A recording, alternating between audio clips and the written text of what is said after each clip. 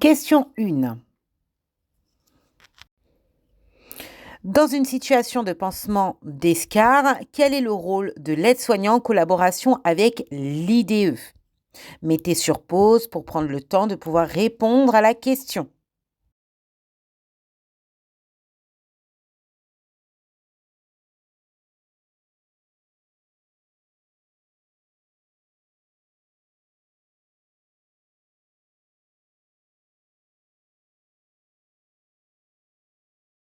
La réponse est tout simplement l'aide-soignant prépare l'environnement, installe confortablement la personne, veille au respect de l'intimité, observe la douleur, le comportement du patient et les signes de gêne ou de malaise.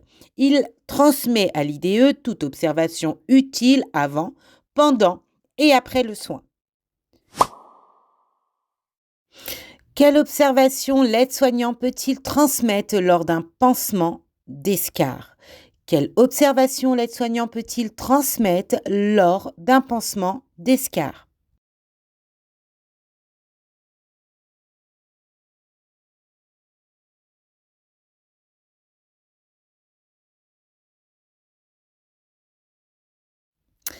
Eh bien, la présence de douleur, l'odeur inhabituelle, la quantité d'exsudat, le comportement du patient, une modification de l'état cutané périphérique ou une dégradation de l'état général. Quel est le rôle de l'aide-soignant lors de la pose d'une sonde? Quel est le rôle de l'aide-soignant lors de la pose d'une sonde?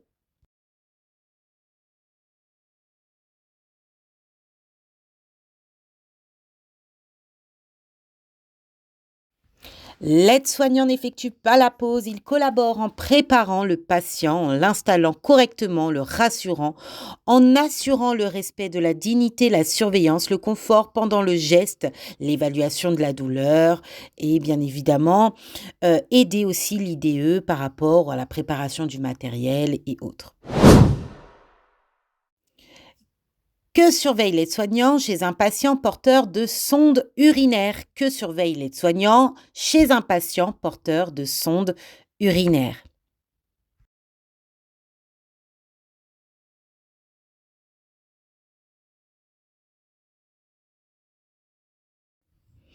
Eh bien, il va vérifier du coup l'état des urines, couleur, odeur, quantité et aspect, la présence de douleur, de fuite, de signes d'inconfort, de fièvre ou de modification de comportement et tout ça, bien évidemment, qui va transmettre à l'IDE. Que fait l'aide-soignant en cas de chute d'un patient? Donc un patient est au sol. Que faites-vous?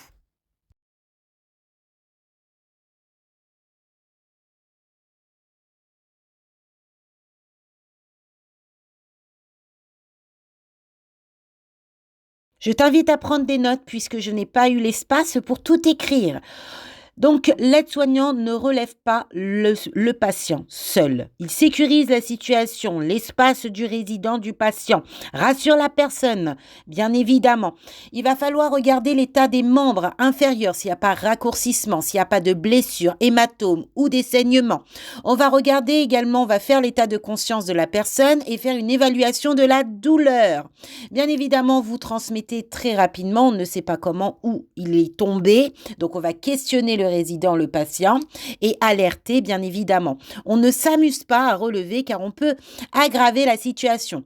Si le résident ou le patient qui est au sol arrive de lui-même à se relever, c'est une chose. Mais si celui-ci ne se relève pas, il est au sol, on va dégager l'environnement, le sécuriser, le rassurer et tout ce que je vous ai dit avant.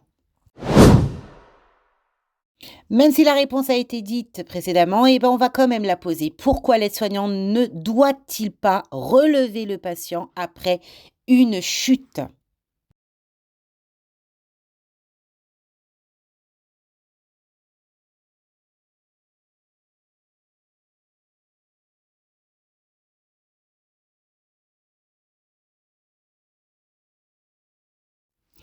Eh bien, parce qu'il existe un risque de traumatisme non visible, le relevage doit être évalué par l'IDE ou le médecin afin, eh bien, d'éviter d'aggraver une éventuelle lésion. N'hésite pas à te fournir des fameux livres des révisions qui ont été conçus pour ta réussite. Le premier livre, c'est le livre des 10 modules où tu retrouveras des cas, des questions-réponses, des synthèses de cours. Que tu sois en IFAS ou en VAE, c'est pour toi, c'est ton cursus aide-soignant. Et tu as également le livre pour les VAE qui a été conçu spécialement pour les VAE, dans laquelle je t'aide, rubrique par rubrique, activité par activité, concernant ton livret 2, à réussir tout simplement des conseils, des exemples de rédaction, mais également des entraînements à l'oral.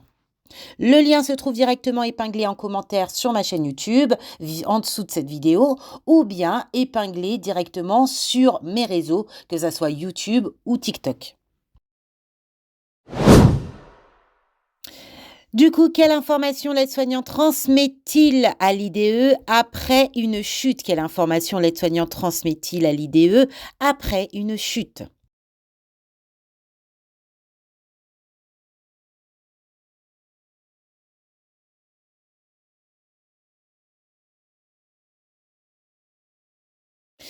Eh bien, l'heure de la chute, le contexte, les circonstances, les plaintes du patient, la présence de douleur, les plaies, saignements ou d'autres troubles, et dont les troubles aussi de la conscience.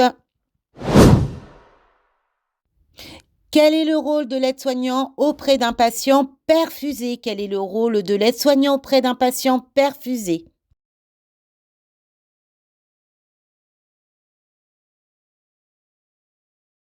Alors, ce qu'on attend de vous, c'est que vous pensez au confort du patient, le point de ponction aussi, la surveillance, s'il n'y a pas l'apparition de rougeur, douleur, œdème ou infiltration, la tubulure aussi, si elle n'est pas coudée, pincée ou percée. De faire attention car la tubulure est un plan dur sur la peau qui peut donner aussi des irritations cutanées, voire même on le sait tous. Donc, on fait attention à l'installation, donc le fil, surtout le fil, l'état du matériel. Et on éduque le patient, le résident, par rapport à la perfusion. Alors le temps que vous mettiez au moins 5 actions surveillance, c'est le principal. Plus vous allez en dire, mieux ce sera. N'oubliez pas, plusieurs sessions Académie VAE vous aident lors de votre conception du livret 2 VAE rubrique par rubrique, activité par activité. Plusieurs comptes rendus sont là pour vous aider dans votre réussite, mais également l'entraînement à l'oral en intensité. Si tu es intéressé, tu as le lien directement positionné en commentaire en dessous de cette vidéo. D'ailleurs, je tenais à féliciter des nombreuses personnes qui ont réussi leur VAE dans laquelle nous avons accompagné. Je tiens à préciser que nous sommes tous professionnels et dans le domaine, formateurs d'IFAS, membres du jury d'IFAS et d'IFSI. Et donc, je tenais à féliciter Karine, je tenais aussi également à féliciter Ludivine, mais également Françoise, Ajar, qui vient d'obtenir leur diplôme là, tout de suite maintenant. Donc, bravo à vous les filles, vous avez tout cartonné, je vous l'ai dit. Qu'est-ce que l'oxygénothérapie? Qu'est-ce que l'oxygénothérapie?